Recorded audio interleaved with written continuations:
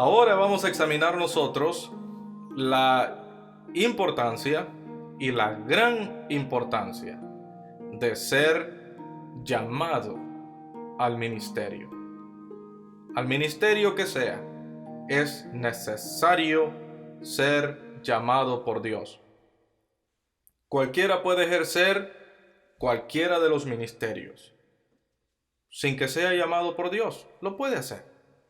Cualquiera puede predicar sin que sea llamado por Dios.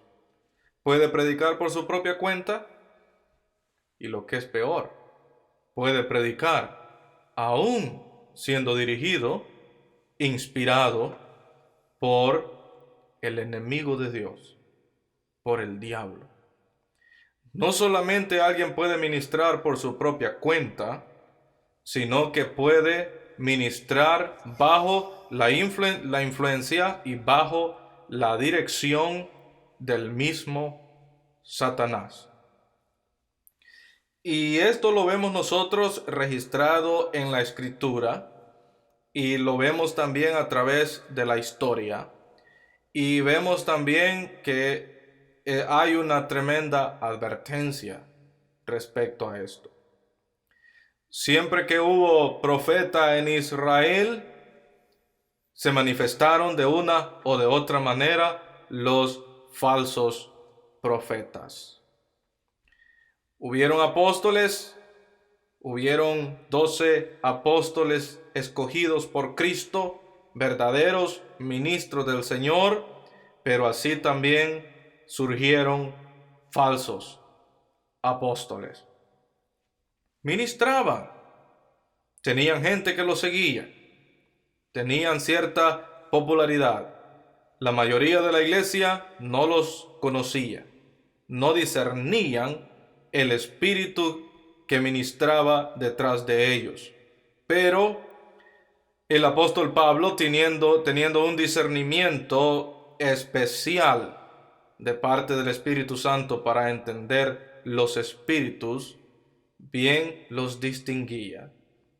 Y le dice a los hermanos de Corinto: si viene alguien hablándoles otro evangelio, bien lo recibís, bien lo toleráis. Pero más adelante les dice el apóstol Pablo que esos son falsos maestros, que son mensajeros de Satanás, ministros de Satanás. Y dice el apóstol Pablo: esto no es sorpresa, esto no me asusta a mí. Él dice: porque el mismo Satanás se disfraza como un ángel de luz. Así que no sorprende, dice el apóstol Pablo, que sus ministros también se disfracen como verdaderos ministros. Tan bueno es este disfraz que la mayoría de la iglesia no podía distinguirlos. Se necesitaba un discernimiento, una iluminación más profunda del Espíritu Santo para poder distinguirlos. Pero el apóstol Pablo los podía distinguir sin problema, aunque la mayoría de la iglesia no podía. Como dije, ministraban y tenían popularidad y tenían cierto auge. Habían llegado a Corinto hablando cosas diferentes, cosas extrañas, y los corintios les escucharon con solicitud. Pablo les dice: bien lo recibís. En nuestros tiempos se podría aplicar que llegaron a la iglesia, toda la iglesia se gozó con ellos, se alegró con ellos y hasta les recogieron una generosa ofrenda. Pero el apóstol Pablo diría: no lo hubieran recibido, es un falso ministro. Es admirable que un hombre no solamente puede ministrar por su propia cuenta, sino que puede ser un ministro hasta con la influencia de Satanás. Dentro de las congregaciones cristianas, pues claro, allí es donde pueden hacer el mayor daño, y allí es donde Satanás los va a introducir. Pero diciendo esto, nosotros vemos a través de la Escritura y el entendimiento de las cosas de Dios, nos hace decir que nadie, o sea, ninguno, puede ser fructífero en el ministerio, al menos que sea llamado por Dios. El éxito de estos falsos maestros, el éxito de estos falsos ministros es momentáneo. Es un éxito que pronto va a pasar. Porque estos falsos apóstoles van a ser probados por el Señor, van a ser probados por la iglesia. El Señor les mandará la tribulación, el Señor les enviará la aflicción, como debe ser probado todo creyente, y en esos momentos se va a manifestar el verdadero carácter de estos ministros. Es interesante, hermanos, que lo que hace a un creyente, un verdadero creyente, que lo que hace a un ministro de Dios, no es en realidad que viva una vida perfecta, porque ya todos sabemos que eso es imposible. Vamos a pecar de alguna o de otra manera, vamos a fallar de alguna o de otra manera, vamos a ser infieles de alguna o de otra manera, nos vamos a descuidar de alguna o de otra manera. Lo que marca la diferencia es qué es lo que hace un creyente al respecto.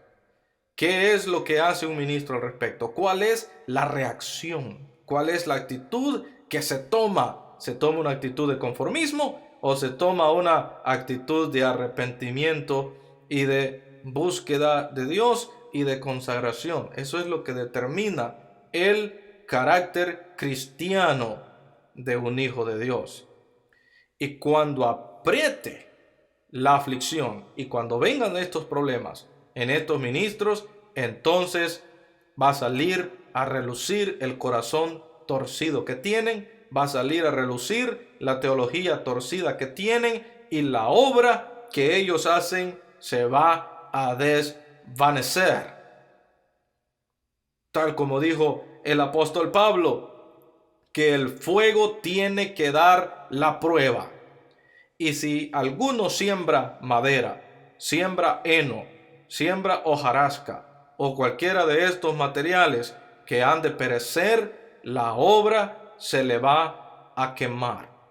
¿Qué está diciendo el apóstol? Que con el fuego de la prueba, esta iglesia que se levantó en una manera tan rápida y tan exitosa a través del ministerio de estos ministros fraudulentos, esta obra que se veía que iba como la espuma para arriba, esta obra, cuando viene la aflicción y viene la tribulación y viene la zaranda, de repente nos damos cuenta que un gran desastre ha sucedido en ese lugar y la obra prácticamente ha desaparecido, porque tendrán que caer en sus propios lazos, caerán en sus propias redes, caerán en sus propias trampas. Dios los ha de exponer tarde o temprano, de manera que no escaparán, no pueden durar mucho. Esa es la gran diferencia con el ministro que es falso y el verdadero ministro del Señor. Y tenemos nosotros la comparación entre Moisés, y es admirable que este problema está entre Moisés y su mismo hermano en carne, Aarón, y María, su hermana. Criticaron de las acciones de Moisés, lo quisieron destituir, dijeron que acaso Dios no ha hablado por nosotros también, no ha profetizado Dios por nosotros también, no ha hecho cosas a través de nosotros Dios también. Nosotros tenemos la inspiración de Dios, tenemos el Espíritu de Dios también, así que nosotros podemos dirigir a este pueblo en el camino que le resta. Este Moisés no anda como debe de andar. Por eso, reemplacémoslo y que sea Aarón el nuevo líder del pueblo. ¿Qué pasó? Si Moisés no ruega a Dios por Aarón, Aarón hubiera muerto en esa escena, como también hubiera muerto cuando hizo el becerro de oro. Mas a la intercesión de Moisés, Dios tuvo misericordia de Aarón y no fue destruido. Mas sin embargo, María recibió los 7 días de lepra. Era lo que correspondía conforme al juicio de Dios. En todo eso, Moisés, que era el ministro llamado por Dios, continuó, prevaleció. Y estos allí hubieran quedado postrados si Moisés no intercede por ellos. Más adelante otros quisieron destituir a Moisés, y fue Datán, Coré y Abirán. Estos supuestamente eran ministros con gran popularidad, aceptados por el pueblo, de manera que prácticamente todo el pueblo de Israel se volcó contra Moisés. Quedó, en este caso Aarón quedó con él, quedó prácticamente solo Aarón y él. Y todo el pueblo pedía que Moisés fuera destituido, todo el pueblo pedía que hubieran otros líderes en Israel, y ellos fueron convencidos por Datán, Coré y Abirán que ellos deberían ser los dirigentes de Israel. Estos tres, aunque gozaban de toda la popularidad del pueblo, aunque el pueblo se había volcado detrás de ellos, en nuestros tiempos nosotros pudiéramos decir, oh, toda la iglesia lo pide, no nos queda otra. Pero bueno, Dios no hace las cosas como las hizo con Moisés. Ahora en estos tiempos, lo que podemos hacer nosotros es usar siempre sabiduría y tratar de pedirle a Dios discernimiento de espíritu para poder entender estas cosas, porque a medida pasa el tiempo, a medida entra más y más todo este modernismo aún en la iglesia, más se está perdiendo la visión espiritual, más se está perdiendo el discernimiento del espíritu, y más son los errores que se cometen en la asignación y elección de ministros. Pero en aquel caso, Dios estaba encargando de estos asuntos inmediatamente.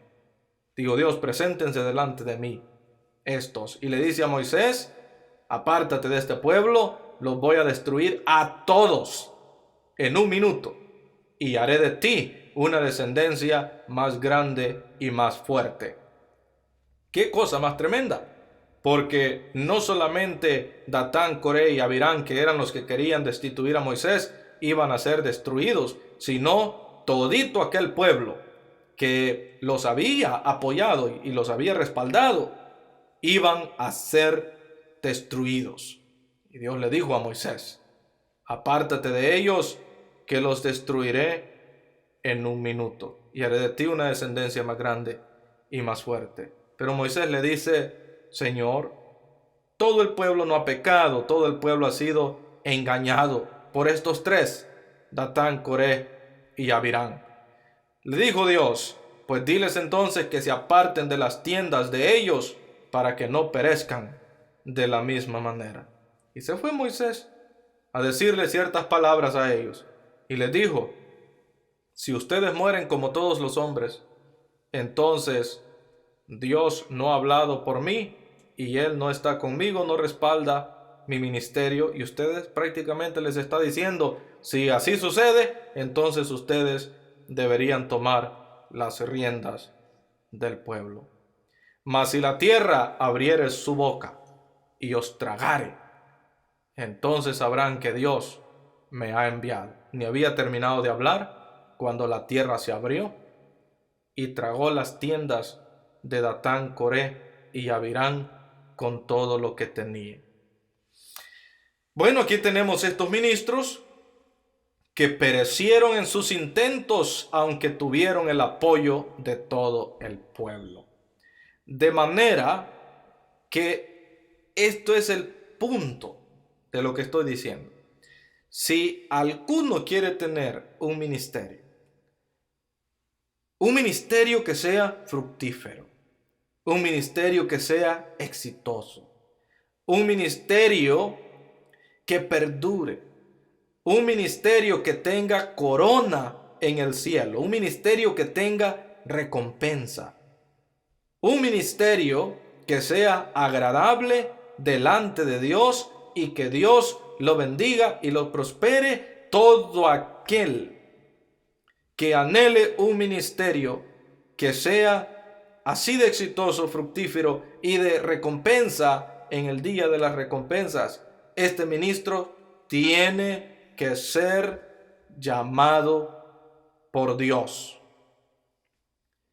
Todo aquel ministro que quiera ministrar y no haya sido llamado por Dios va a fracasar tarde o temprano.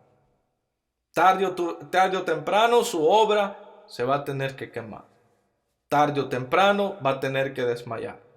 Tarde o temprano va a tener que quedarse en el camino. Aunque se vea el éxito al principio, no perdurará su ministerio.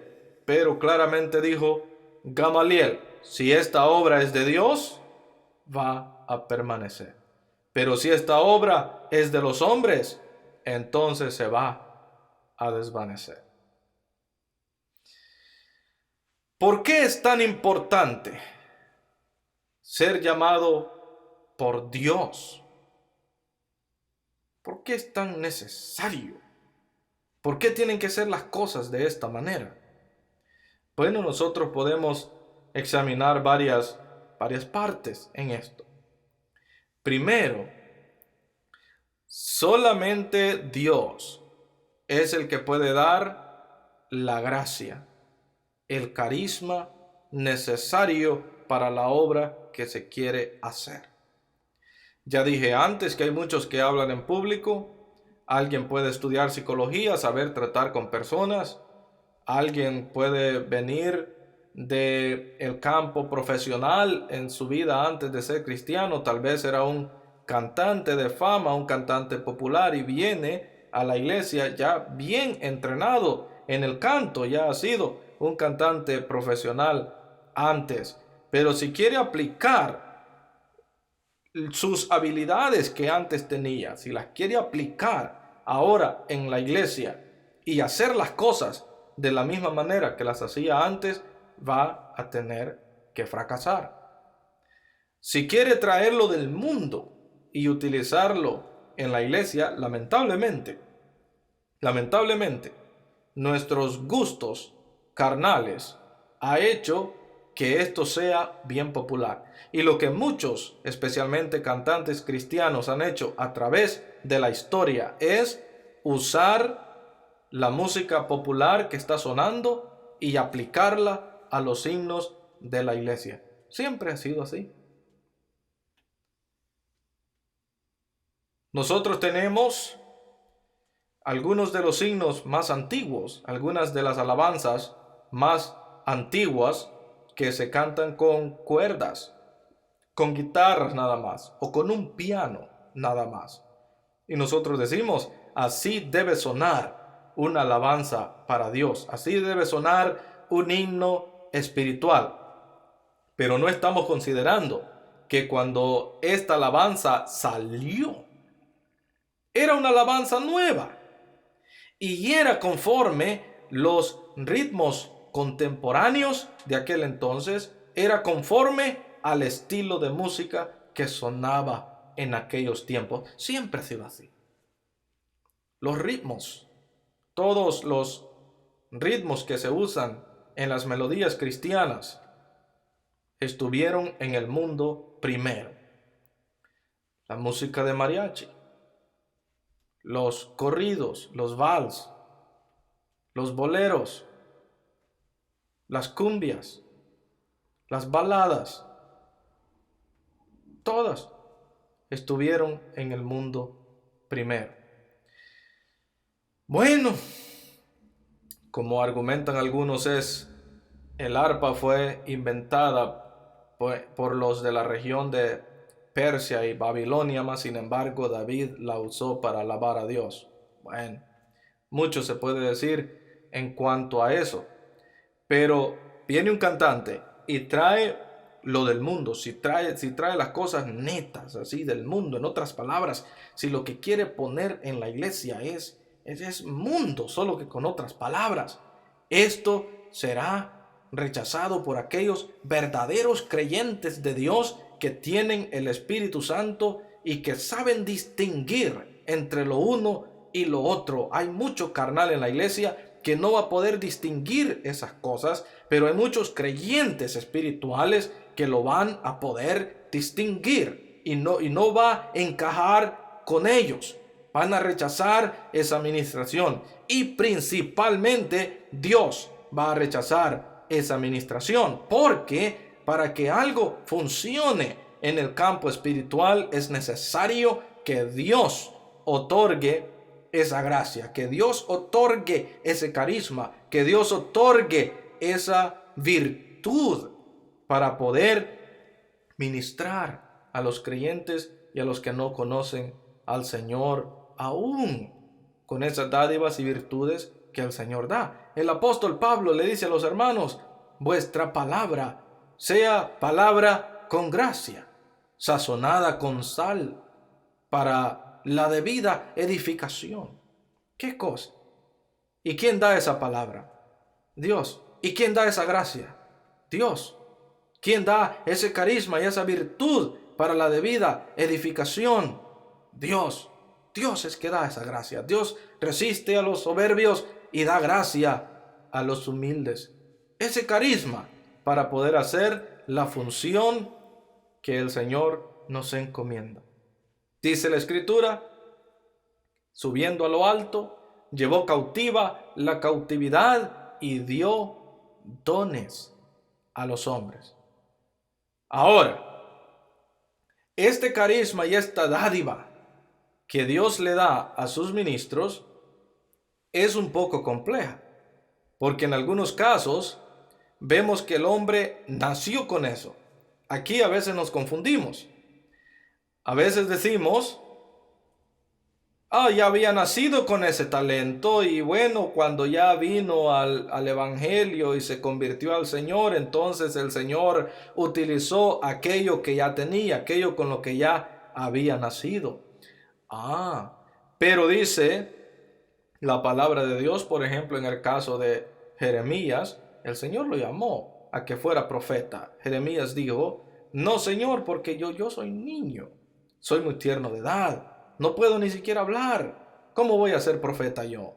Le dijo Dios: no digas que eres niño, porque desde antes que yo te formase, él no dice yo, pero dice antes que te formase en el vientre de tu madre, te conocí y te di por profeta a las naciones. Te conocí y te di por profeta a las naciones. Es admirable. Desde antes que naciera. Ahora el apóstol Pablo fue perseguidor de la iglesia, miembro del Sanedrín, un terrible contrario a Dios, aunque tenía, podemos decir, ciertos talentos, ciertas virtudes. Era un hombre muy inteligente, se había preparado secularmente, tenía todas estas cosas, pero era contrario a Dios. Y podemos decir nosotros, pero ya cuando vino al evangelio, ya cuando la luz de Dios fue revelada en su vida, entonces aplicó al evangelio aquellas cosas que antes tenía. Primero, Pablo dice que todo lo que tenía antes lo estimaba como basura, aunque está hablando, por supuesto, de su fe antigua, de su creencia antigua y de sus procedimientos pasados. De eso es que está hablando, pero hablando de sus habilidades, su inteligencia y su preparación. Por supuesto que aplicó todas esas herramientas para equiparse cada día más y más en el evangelio. Mas sin embargo, dice el apóstol Pablo en uno de sus pasajes: alaba a Dios que lo separó, dice Pablo, desde el vientre de su madre para el ministerio. De manera que cuando Pablo nació, nació con las virtudes, con las gracias, con los talentos, vamos a decir, que Dios le quiso poner a él, que Dios le quiso formar a él, para que naciera con ellos, para que más tarde creciera, para que más tarde en su vida fuera llamado por el Señor Jesucristo y pusiera todas aquellas virtudes con las que Dios lo formó en el vientre de su madre, que las pusiera al servicio de Dios. Nosotros, como tenemos una mente finita, y nosotros, como vemos solamente lo que está delante de nuestros ojos, por eso es que hablamos de esta manera. Hablamos como que Dios anda buscando a aquellas personas en el mundo que tengan ciertas virtudes para llamarlos al evangelio y utilizar esas habilidades que han agarrado en el mundo. No. En ninguna manera. El apóstol Pablo aclaró este asunto y dijo que lo necio del mundo es que Dios había escogido, que lo vil del mundo es que Dios había escogido. Lo débil del mundo es lo que Dios había escogido para avergonzar a los sabios, para avergonzar a los fuertes, para avergonzar a los entendidos. Veníamos completamente vacíos. Dios anda buscando personas en el mundo completamente vacíos, y Él es el que los llena, Él es el que los equipa. Y cuando vemos que Dios llama a alguien que tiene ciertos talentos o ciertas habilidades, Dios se las dio, Dios lo formó y Dios lo está siguiendo desde su niñez. Dios sabe quién es desde antes que el mundo sea hecho. Y Dios sabe en su voluntad que un día ha de llamar a esta persona a su evangelio y le ha de dar el resto que le falta. De manera que tanto las virtudes que son dadas directamente por el Espíritu Santo, como aquellas virtudes con las cuales también nace una persona, todo esto es dado por Dios. Es dado con un propósito, es dado con una visión. En lo posterior han de ser utilizadas por Dios. Pero hay personas que nacen con cierto talento, no lo usan para Dios ni para su gloria, sino que lo usan para sus propias vanidades, lo usan para sus propias ganancias, para recibir gloria y fama y riqueza en este mundo. Es cierto, un día serán juzgados por Dios, porque lo que Dios les dio a ellos no fue utilizado para la gloria de Dios, sino para sus propios beneficios, y Dios les ha de pedir cuenta. Ese fue el problema de los antiguos. El apóstol Pablo dice: habiendo conocido a Dios, no le glorificaron como a Dios, ni le dieron gracia. Lo mismo sucede con estas personas. Habiendo nacido con un talento para darle la gloria al Señor, prefirieron mejor darse la gloria a ellos mismos o darle la gloria a otras cosas antes que al Creador con lo que Dios les dio. Y un día serán juzgados por ello.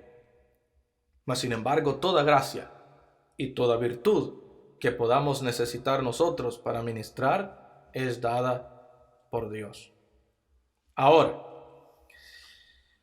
cuando Dios llama a un ministro, nosotros vamos a considerar unas 3 o 4 cosas en esa área de cuando Dios llama a un ministro.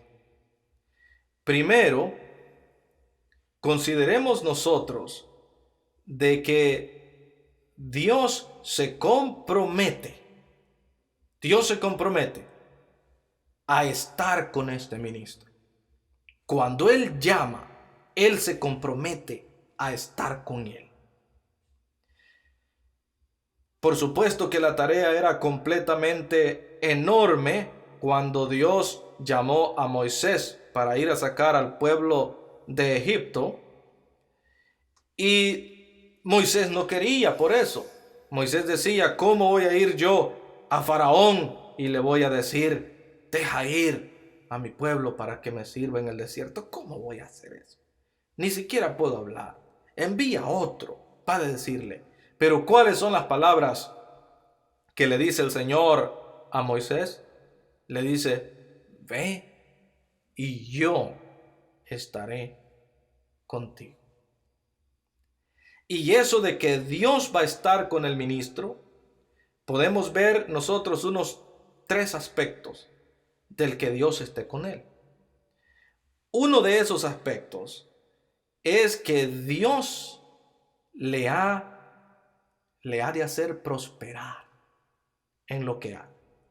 Y eso solo viene de parte de Dios. Dice el apóstol Pablo que él sembró. Dice que Apolos regó, pero el crecimiento lo da Dios. El Señor estaba con José. ¿Y cómo se veía que Dios estaba con José?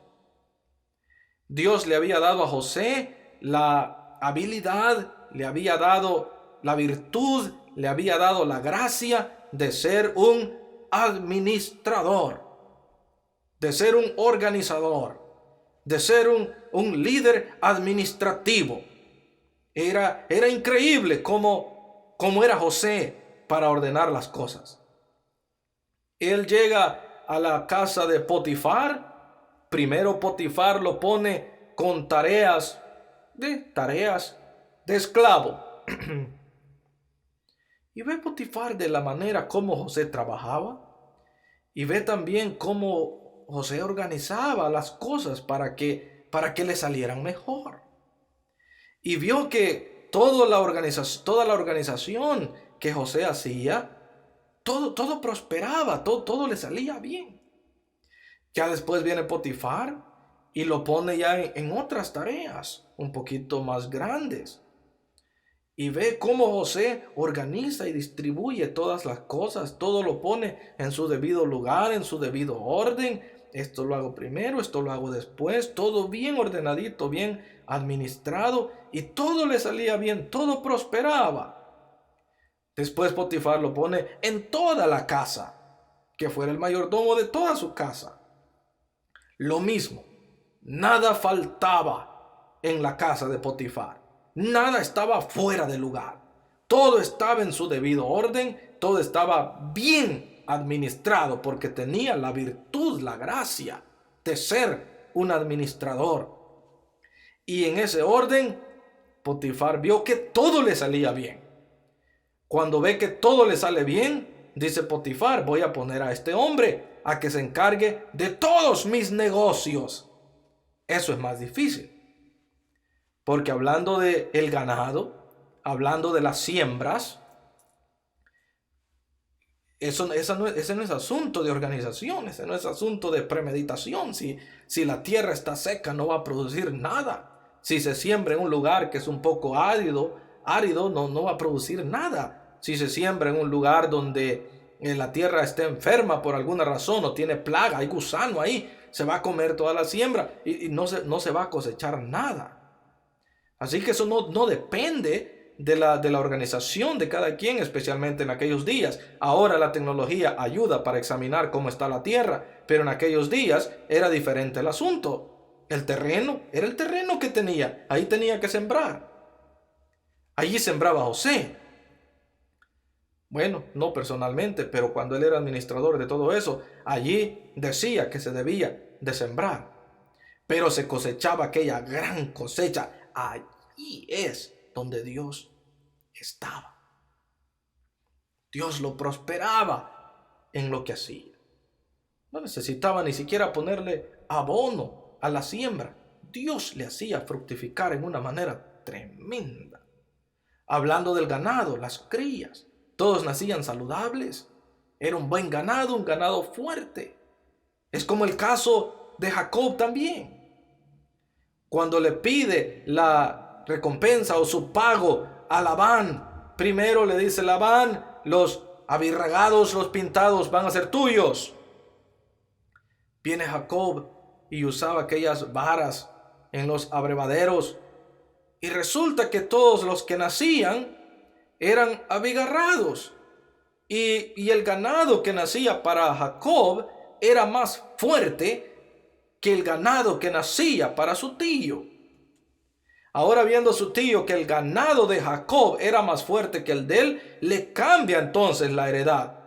Le dice, bueno, ya veo que los pintados son más fuertes. Ahora los blancos, los que no tienen ninguna mancha en ellos, los blancos van a ser tuyos. Los que salgan de un solo color, esos van a ser tuyos. Pues viene y sucede lo mismo. Resulta que todos los animales que eran de un solo color nacían fuertes y los otros iban naciendo débiles. Le vuelve a cambiar el asunto Labán a Jacob cuando veía todo esto. ¿Por qué? Porque era Dios el que estaba en el asunto, prosperando a Jacob. Era Dios que estaba prosperando a José. Potifar hubiera podido conseguir otros administradores, buenos administradores, pero Dios no iba a estar con ellos de la manera que estaba con José para hacerlo prosperar en todo. Le dijo el Señor a Josué, así como yo estuve con Moisés, así también voy a estar contigo. Nunca se apartará de tu boca este libro de la ley, sino que de día y de noche meditarás en él, para que guardes y hagas conforme a todo lo que en él está escrito. Porque entonces harás prosperar tu camino y todo te saldrá bien. Esfuérzate, le dice el Señor, y sé valiente. Así como yo estuve con Moisés, así también estaré contigo. Nadie te podrá hacer frente en todo lo que emprendieres. Y esa es la clave. Que Dios es el que hará fructificar. Dios es el que hará crecer. Puede ser que haya un evangelista y este evangelista prácticamente predica por su propia cuenta. O puede ser que logre amontonar mucha gente. Puede ser que logre llamar mucha gente y que venga mucha gente, que se reúna mucha gente, que hay una gran congregación. Puede ser que logre eso, convenciéndolos de una o de otra manera. Pero ¿cómo será el crecimiento de estos creyentes? ¿Cómo será la formación de ellos? Especialmente si no han nacido de nuevo. Este es el problema que el apóstol Pablo tenía con los hermanos de Galacia. Y dice Pablo que hasta ese momento sufría dolores de parto. ¿Por qué? Porque en la mayoría de hermanos en las iglesias de Galacia, el Señor Jesucristo no había sido formado todavía. Y dice Pablo, sufro dolores de parto hasta que Cristo sea formado en vuestros corazones. ¿Y qué es lo que dice Pablo con los hermanos de Galacia? Me temo haber trabajado en vano con vosotros. Me temo que mi trabajo haya sido por gusto, haya sido de nada entre ustedes. Mas sin embargo a las otras iglesias les dice el apóstol Pablo, mas vosotros sois corona mía, mi gloria. ¿Por qué? Porque eran iglesias saludables, eran iglesias con la virtud del Espíritu, eran iglesias que habían sido bien edificadas en el Señor, eran iglesias que permanecían en la fe. ¿Y quién había hecho eso? Yo sembré, dice Pablo, Apolos regó, pero el crecimiento lo da el Señor. Para que lo que usted haga sea prosperado, sea bendecido, sea fructífero, sea multiplicado, el Señor tiene que estar haciendo esa multiplicación. El Señor debe estar regando lo que usted hace. El Espíritu Santo es el que debe tocar a aquel a quien usted llama. El Espíritu Santo es el que va a abrir aquella puerta que usted toca. El Espíritu Santo es el que ha de guiarle el camino que tiene que seguir para que no tropiece, para que no se equivoque, para que no erre y se vaya por mal camino. El Espíritu Santo lo ha de guiar. Esta es una de las cosas por las cuales es absolutamente necesario que el Señor lo llame al ministerio.